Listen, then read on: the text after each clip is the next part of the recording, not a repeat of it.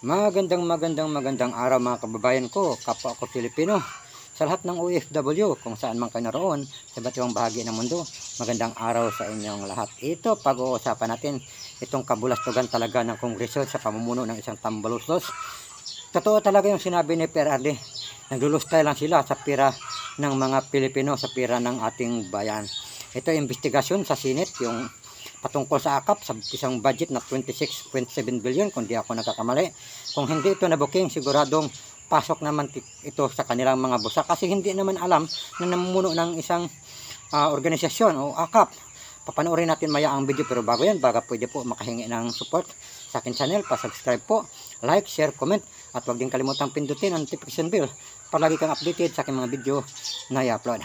So ayan, papanoorin po natin yung Senate hearing at bibigyan natin ng komento. Din ako sa AKAP at mas lalo akong nagulat sa halaga. 26.7 billion. Isang programa na ngayon ko lang natuklasan at ngayon lang narinig, pero may bilin dito sa text, all soft projects including AKAP must go through the office of the Speaker. AKAP, AX, tupad, MAIP for the PI and So ayan, pati nga mga senador hindi alam yung yung AKAP, at ngayon lang nila nalaman at ngayon lang nila natuklasan. Tingnan nyo ba naman ang kulukuhan talaga ng Kongreso ngayon? Kaya tama lang si PRRD na talagang galit sa mga magnanakaw na ito. Sipin nyo, pati senador hindi alam. So patuloy. their efforts. Madam Yes, Chair, Senator JB. Ako rin medyo naging curious sa AKAP, ngayon ko lang narinig eh. No, siguro can ask DSWD, what is this program about?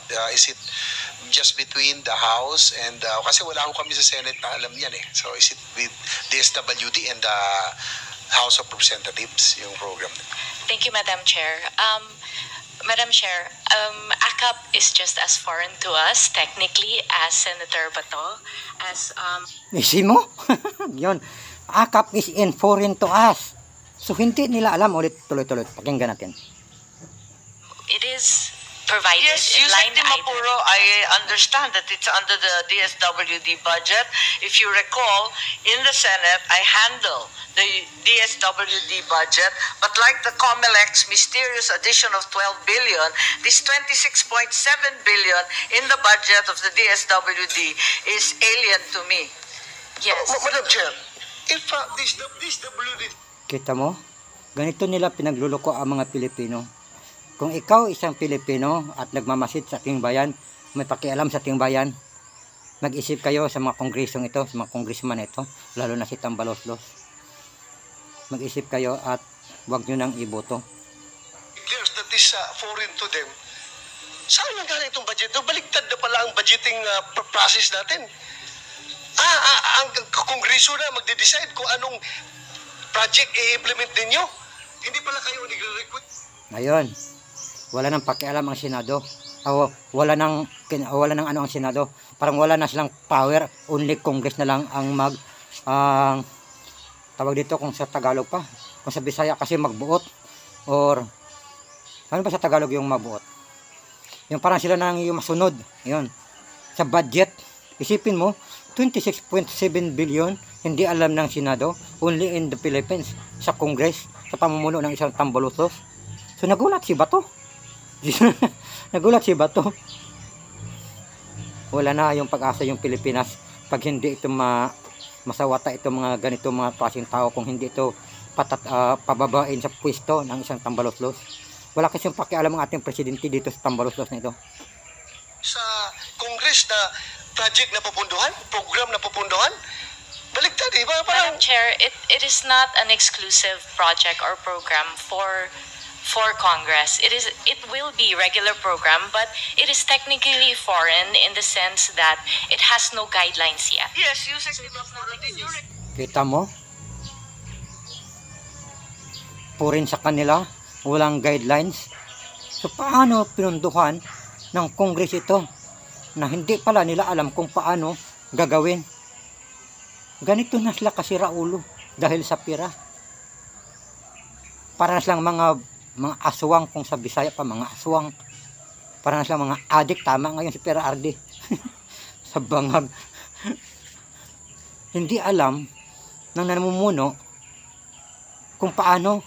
Walang guidelines, it's foreign para sa kanila, pero may pera.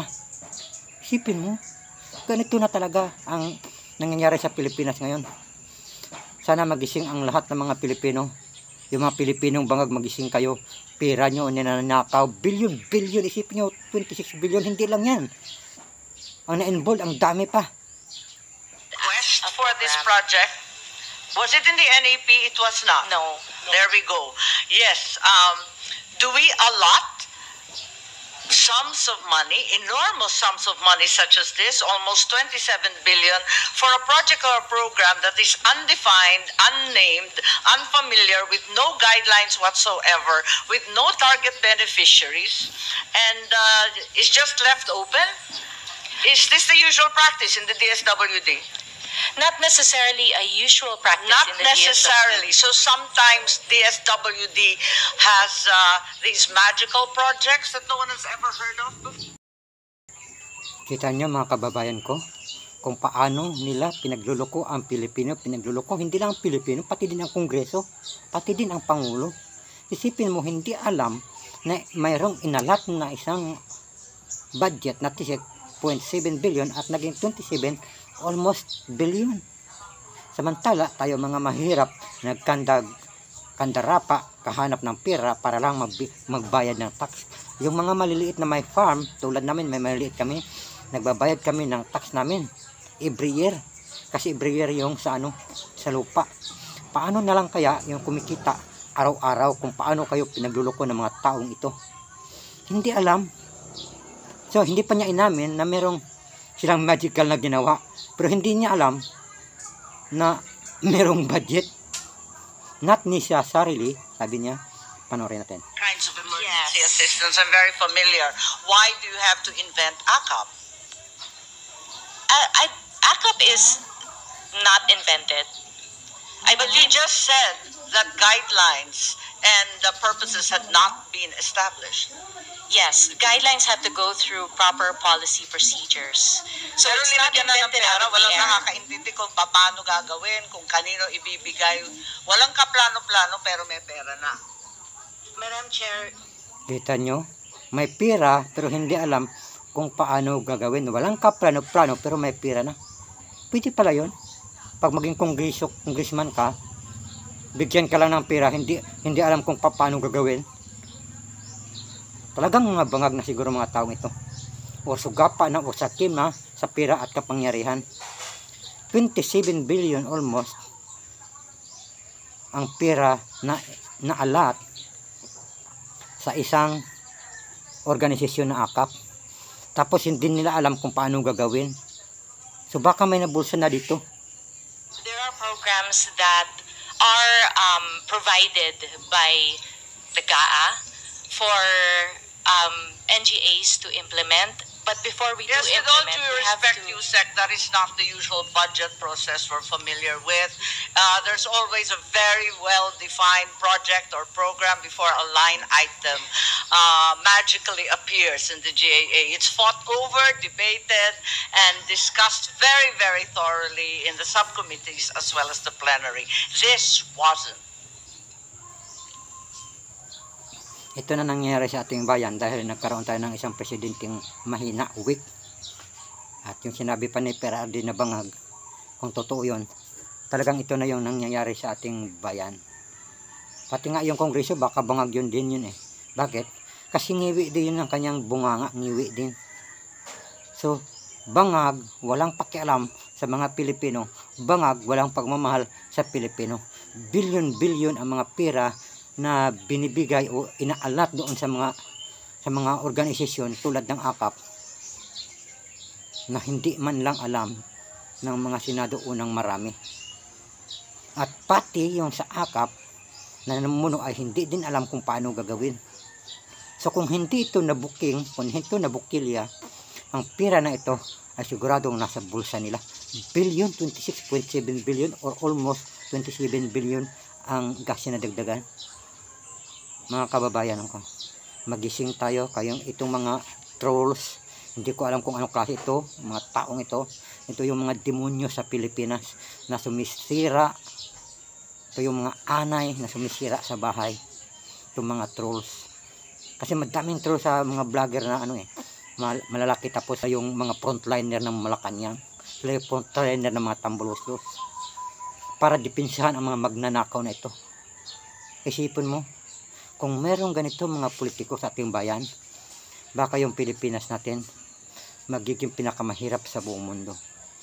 Ngayon nga magdaldalawang taong pa lang si BBM.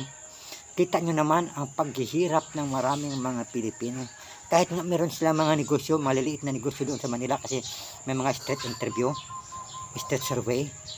Grabe na yung paghihirap nila. Ano pa kaya yung walang mga negosyo? Kumikita lang sa pag-harvest ng mais, pag-harvest ng palay.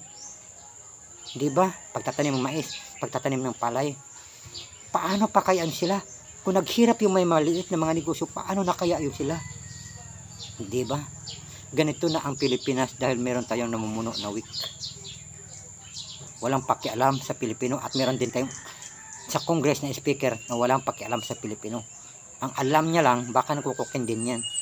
Kasi bangag walang pakiramdam.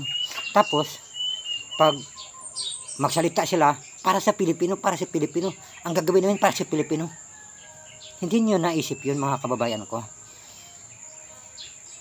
na ang kanilang bukang bibig ay para sa Pilipino. Pero ang mga Pilipino pinagluloko nila. Kung hindi nabuking ang akap na ito na 26.7 billion or almost 27 billion na, kasi nadagdagan, nabubulsa na ang inyong pera.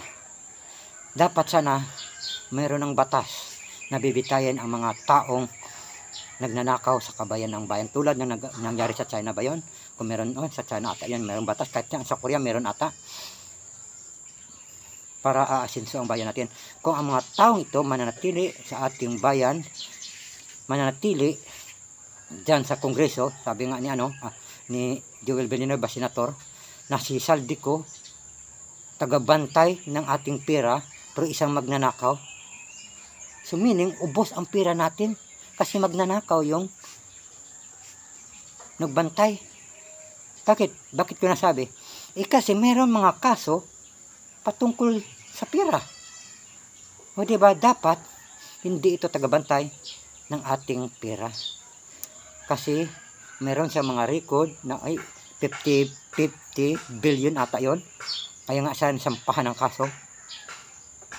Mga Pilipino, mga OFW, mag-isip tayo, maglagay tayo ng mga namuno sa ating bansa na walang bahid ng korupsyon.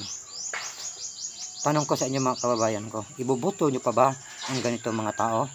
Gusto nyo ba maghirap ang ating mga kababayan? Gusto nyo ba maghirap kayo? Tayong lahat? Di ba?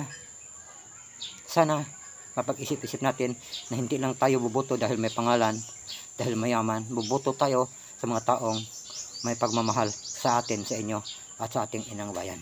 Yun lang po. Sa sulit. God bless us all.